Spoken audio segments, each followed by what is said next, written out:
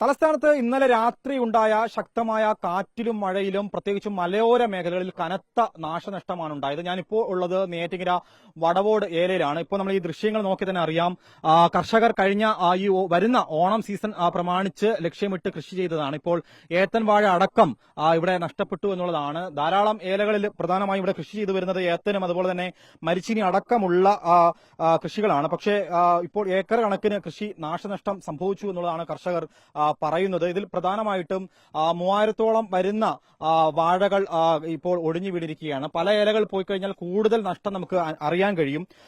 ഇവിടെ നമുക്ക് നോക്കുകയാണെങ്കിൽ ഈ ഭാഗത്തേക്ക് വരുമ്പോൾ ആദ്യമായിട്ടാണ് മരിച്ചിനി ഒടിഞ്ഞു വീണു എന്ന് പറയുന്നുണ്ട്. കാരണം ഇന്നലെ രാത്രിയോടുകൂടി തന്നെ കാലാവസ്ഥാ വകുപ്പ് പ്രവചിച്ചതുപോലെ തന്നെ മണിക്കൂറിൽ 50 കിലോമീറ്റർ വേഗതയിലാണ് കാറ്റ് വീശിയത്. കർഷകർ ഒരിക്കലും പ്രതീക്ഷിച്ചില്ല ഇങ്ങനെ ഒരു വലിയൊരു നഷ്ടം അവർക്ക് സംഭവിക്കുമെന്നുള്ളത്. കനത്ത നഷ്ടമാണ് സംഭവിച്ചിരിക്കുന്നത്. ചേട്ടാ, എത്രത്തോളം ആഘാതം ഉണ്ടായി ഇന്നലെ?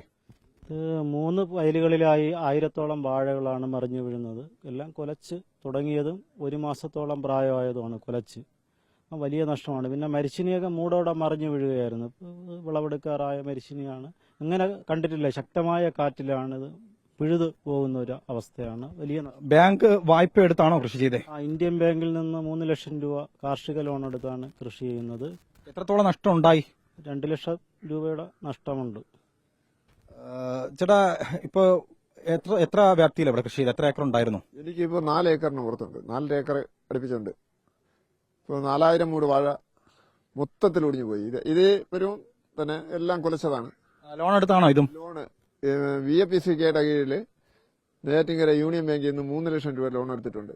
പിന്നെ കുറെ കൈവായ്പയും വാങ്ങിച്ചിട്ടുണ്ട്. അതുകൊണ്ട് 5 ലക്ഷം രൂപയുടെ കൈവായ്പയും വാങ്ങിച്ചിട്ടുണ്ട്. ഇപ്പൊ എത്രത്തോളം നഷ്ടം ഉണ്ടായി ഇന്നലെ?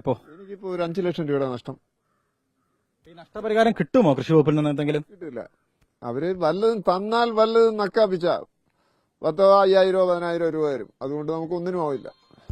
ഓണം വിപണി ലക്ഷ്യമിട്ടാണോ അല്ലേ കൃഷി ചെയ്തത്? ഓണം വിപണി ലക്ഷ്യമിട്ടാണ് കൃഷി ചെയ്തത്. ഇപ്പം അതെല്ലാം നഷ്ടത്തിലേക്കായി.